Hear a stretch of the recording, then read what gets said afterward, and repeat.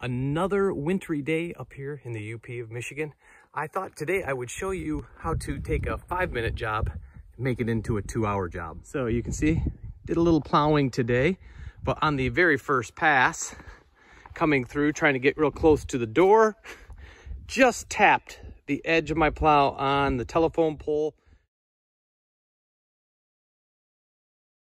and it blew the line and squirted oil all the way up the side of the building.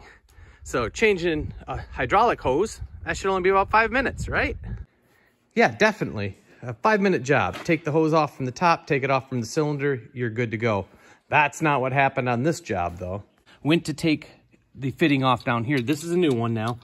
That one was seized on. As soon as I started to try to break the hose free, that fitting broke off. So, okay, that wasn't so bad. It was broke off flush. So I figured, well, we'll pull the pins, take the cylinder in the shop, get that out. This pin, which now is a bolt, was seized in. So you can see on the frame right there, and maybe even down there, a little nicks with the grinder. So I had to cut the head of that off and then cut the lower piece of that off. Now I'll take you into the shop, show you what I did.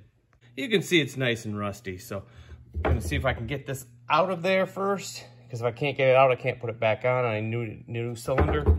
And then I'll see if I can get this little, what's left of that little nipple out and replace that with a new hydraulic fitting. As you can see from the smoke, I got a little heat on it already. So, all right, I'm just gonna use a little bit of old parts blaster here.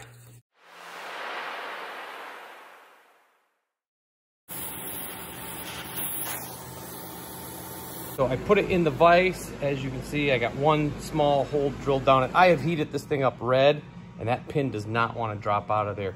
I'm guessing it's kind of bent in there. So I got one hole drilled through. Now I'm going to enlarge it, make that hole a little bigger, keep drilling until I get it big enough to put a punch inside, and then that will probably relieve a little bit of the pressure on the outside, and I should be able to drive it through.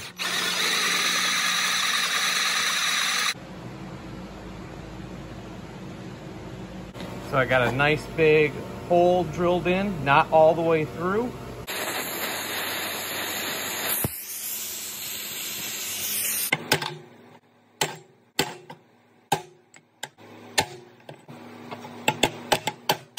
Pin is out.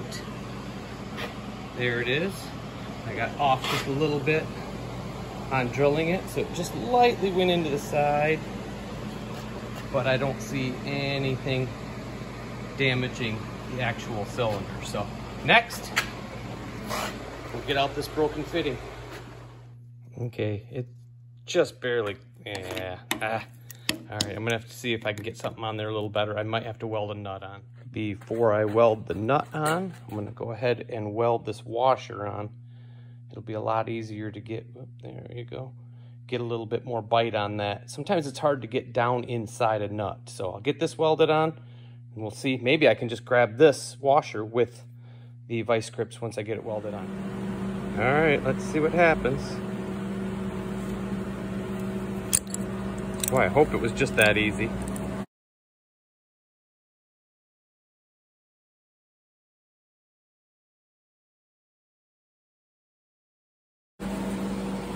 All right, there it is. Whew. Got the new fitting in, should be all set.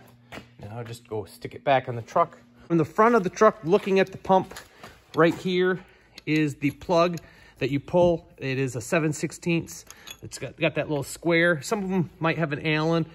This one's got a square, so that's where I'll fill it. And then we'll work it back and forth, whoop, whoop, whoop, whoop, something like that to get the air out. Now that I got it all topped off,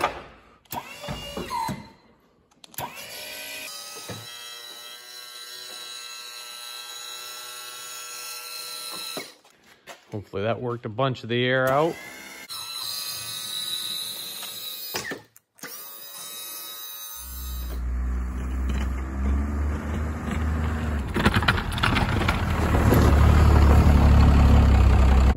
Well, hey, thanks for watching, guys. The snow isn't waiting, so I got to get back to plowing now that this thing's fixed. I hope you enjoyed the video. Come again.